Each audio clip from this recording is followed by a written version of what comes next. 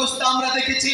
মূর্তি এই ঢাকার বুকে, যেই ঢাকা ইউনিভার্সিটির জায়গা দিয়েছেন, একজন নবাব মুসলমানরা আধুনিকতা শিখবে, বিজ্ঞান চর্চা করবে, সেই ইউনিভার্সিটিকে 360 মূর্তি সাজিয়ে ইউনিভার্সিটিকে পত্তলিকার আগ্রায় পরিণত করেছিল।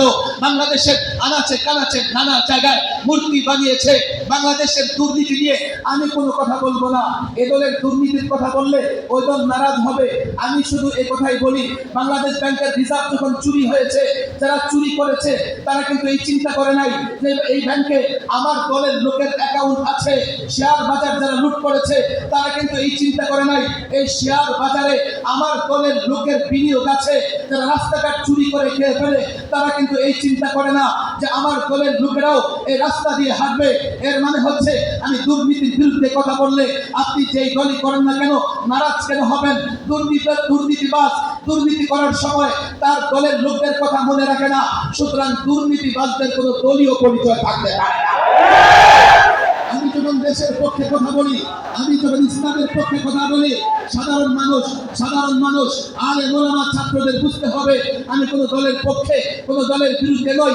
কাল বাংলাদেশ যদি আগ্রাসন চালায়, হে মুসলমান, এই কাফের বেঈমান পুত্তলিক তোমার দলীয় পরিচয় জানতে চাইবে না। কাফের বেঈমান পুত্তলিকরা তোমার নামটা পর্যন্ত জানতে চাইবে না। বাংলাদেশ যদি আক্রান্ত হয়, এই পৃথিবীতে যখনই যে রাষ্ট্র আক্রান্ত হয়েছে, ইরাক আক্রান্ত হয়েছে, লক্ষ নারী ধর্ষণের শিকার হয়েছে, সিরিয়া আক্রান্ত হয়েছে, কাশ্মীর আক্রান্ত হয়েছে, হাজারো নারী ধর্ষণের শিকার হয়েছে, আরাকান আক্রান্ত হয়েছে, লাখো রোহিঙ্গা নারী ধর্ষণের শিকার হয়েছে। বাংলাদেশ যদি আক্রান্ত হয়, আমি তো পরিষ্কার বলি, মসজিদ আক্রান্ত হবে। বাংলাদেশ যদি আক্রান্ত হয়, মাদ্রাসা আক্রান্ত হবে। বাংলাদেশ যদি আক্রান্ত হয়, তুমি আক্রান্ত হবে। তোমার দলীয় পরিচয় যাই হোক না কেন, বাংলাদেশ যদি আক্রান্ত হয়, তোমার মা আক্রান্ত হবে, তোমার বোন আক্রান্ত হবে, তোমার কন্যা আক্রান্ত হবে। আমি একজন মৌলভী সাহেব, দেশের পক্ষে কথা বললে তোমার পক্ষে কথা বলছি, ইসলামের পক্ষে কথা বললে তোমার পক্ষে কথা বলছি। আমাদের দুশ্মন মনে করো না। আল্লাহর কসম, আমরা এই জমিনে রিজার্ভ ফোর্স, আমরা দুর্নীতিগ্রস্ত নই, আমরা মাদকাসক্ত নই, পদ পদবীর লোভে রাজনীতি করি না। ভূখণ্ড পেয়েছে ইসলামের জন্য, এই ভূখণ্ডে ইসলাম প্রতিষ্ঠা করব, এই ভূখণ্ডে আল্লাহর নবীর আদর্শ প্রতিষ্ঠা করব, এটাই আমার তামান্না। আল্লাহর কসম, বুঝবার চেষ্টা করো। বুঝে না বুঝে যদি উলামাদের বিরোধিতা করো, মাদ্রাসা কওমিয়ার বিরোধিতা করো, আল্লাহর কসম কুফর আর ঈমানের লড়াইয়ের মতো লড়াই হবে। উলামায়ে দেওবন্দ মাদ্রাসা কওমিয়া কিয়ামত পর্যন্ত টিকে থাকবে। যারা এই মাদ্রাসা কওমিয়া উলামায়ে দেওবন্দের বিরোধিতা করবে, দেশে থাকতে পারবে না।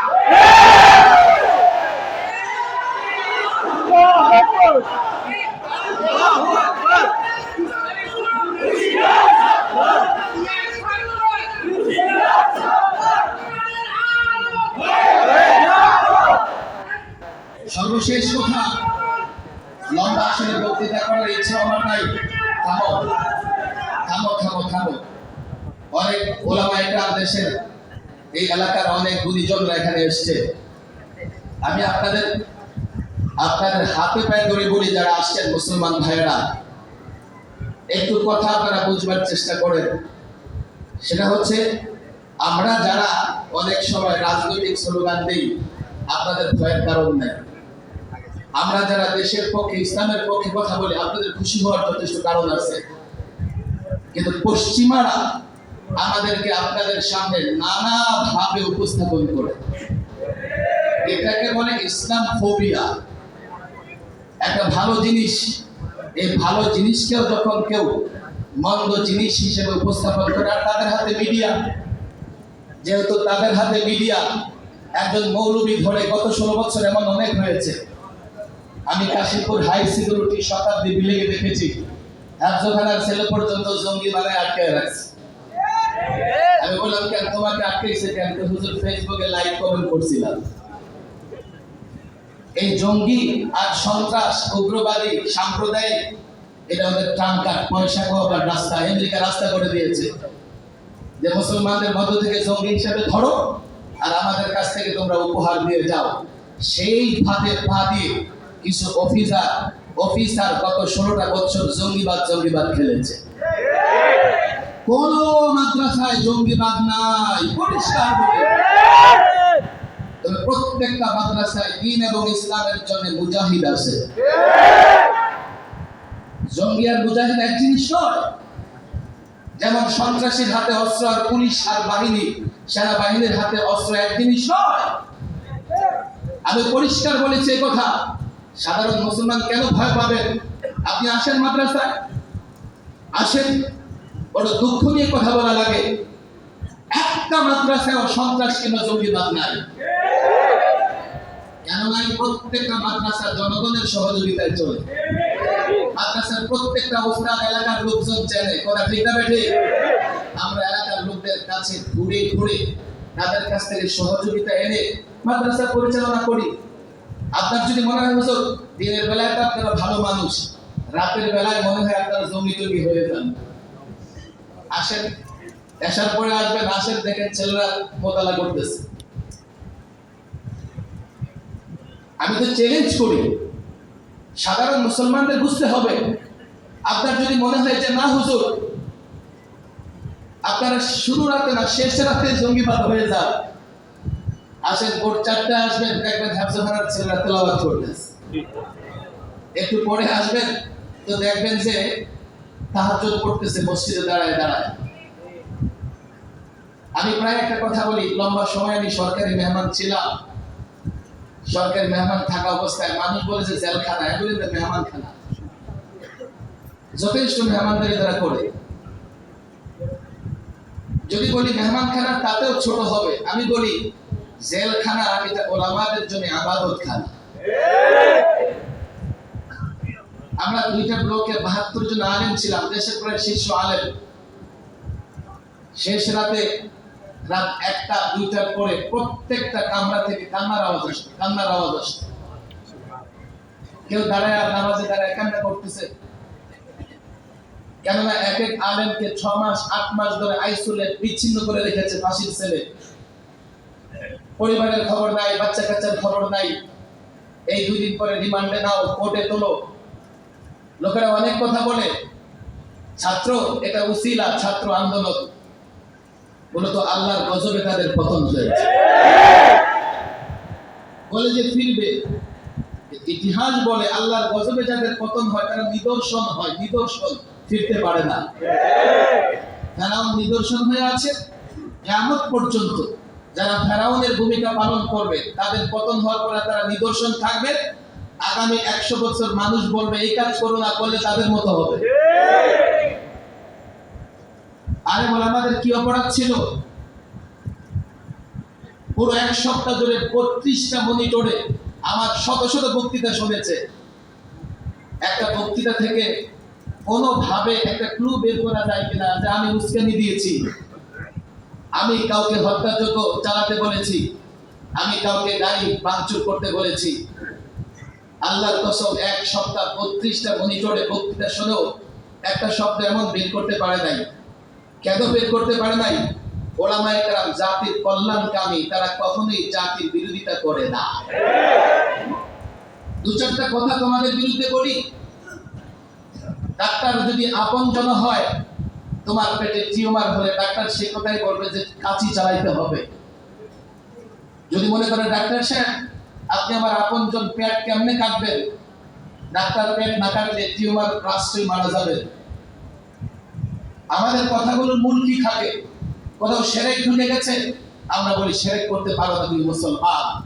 কোথাও ইসলাম বিরোধিতা লেগে গেছে তুমি, আমরা তোমাকে সতর্ক করি।